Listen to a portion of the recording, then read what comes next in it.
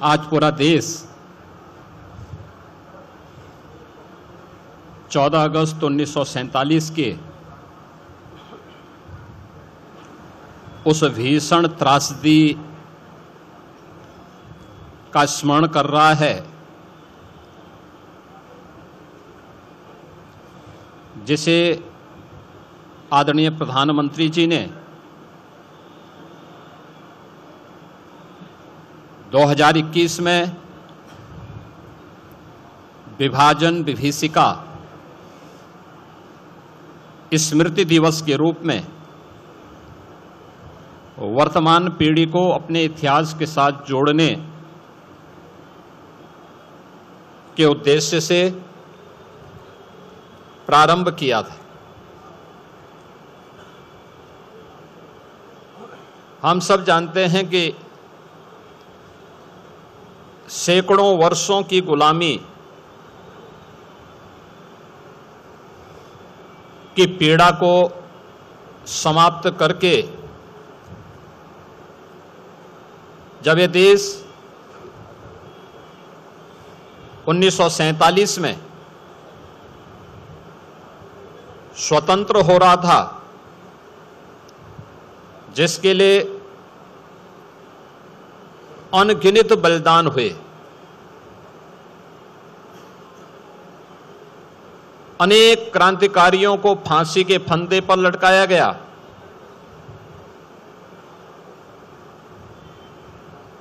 देश के स्वतंत्रता संग्राम सेनानियों को अमानवीय यातनाएं दी गई,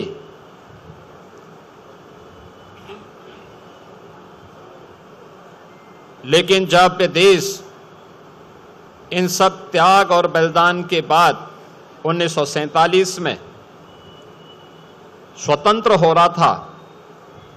उसके एक दिन पूर्व अपनी सत्ता लिप्सा और तुष्टीकरण की पराकाष्ठा को पूरा करते हुए कांग्रेस नेतृत्व ने देश का दुर्भाग्यपूर्ण विभाजन भी करवाया था, जो एक सनातन भारत था, पौराणिक भारत था। उस भारत को, उसी की दो भुजाओं को काट करके पाकिस्तान जैसे दानों के रूप में भारत को सदैव पीड़ित करने के लिए, डसने के लिए एक दुश्मन को उसके साथ उसी के हिस्से को काट करके बना दिया गया। यह आश्चर्यजनक है कि 15 अगस्त 1947 के एक दिन पूर्व जब पाकिस्तान का निर्माण हो रहा था, तो पाकिस्तान बनने के पूर्व कांग्रेस की तुष्टीकरण की नीति के कारण जो दंगे भारत में हुए थे, अखंड भारत में हुए थे, वह दुनिया के इतिहास के अत्याचारों की एक पराकाष्ठा को प्रस्तुत करता है।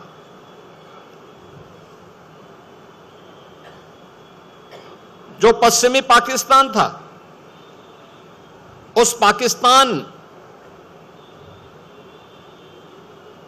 में लाहौर हो या कराची, रावलपिंडी हो या मुल्तान, इन सभी क्षेत्रों को हिंदू विहीन बनाने के लिए, सिख विहीन बनाने के लिए, बौद्ध विहीन बनाने के लिए एक अभियान उस समय की कांग्रेस की तुष्टीकरण की नीति पर चलने वाली उनके नेतृत्व के कारण पैदा हुआ था। अनगिनत, यानी जिनकी संख्या कहते हैं कि 14 अगस्त 1947 और उससे पूर्व जो हिंसा हुई विभाजन के कारण करोड़ों लोग बेघर हो गए। लगभग 15 से 20 लाख लोगों का कत्लेआम हुआ, चाहे वह पूर्वी पाकिस्तान के नाम पर या पश्चिमी पाकिस्तान के नाम पर। और विभाजन की उस त्रासदी के कारण अपना घर बार छोड़ करके दर दर की ठोकरें खाने वाले आए हुए हिंदू, सिख, बौद्ध, जैन, क्रिश्चियन, इन किसी के लिए भी तत्कालीन सरकार ने कोई राहत पैकेज, उनके पुनर्वास, उनकी नागरिकता के लिए कोई पुख्ता व्यवस्था नहीं की। उनके लिए कोई स्मारक नहीं। जिन लोगों ने अपने लोगों को खो दिया, जिन्होंने अपनी विरासत को उस दुर्भाग्यपूर्ण घटना का शिकार बना दिया, उनके लिए न कोई स्मारक, उनके लिए न कोई संग्रहालय, न उनके लिए, उनकी स्मृति के लिए, उन्हें स्मरण करने के लिए तत्कालीन सत्ता प्राप्त करने वाली कांग्रेस ने कोई भी व्यवस्था नहीं दी। हम आभारी हैं प्रधानमंत्री मोदी जी के, जिन्होंने विभाजन की भीषण विभीषिका के शिकार हुए उन लाखों लोगों की स्मृतियों को जीवंत बनाए रखने के लिए 14 अगस्त की तिथि को विभाजन विभीषिका स्मृति दिवस के रूप में आयोजित करने का निर्णय लिया।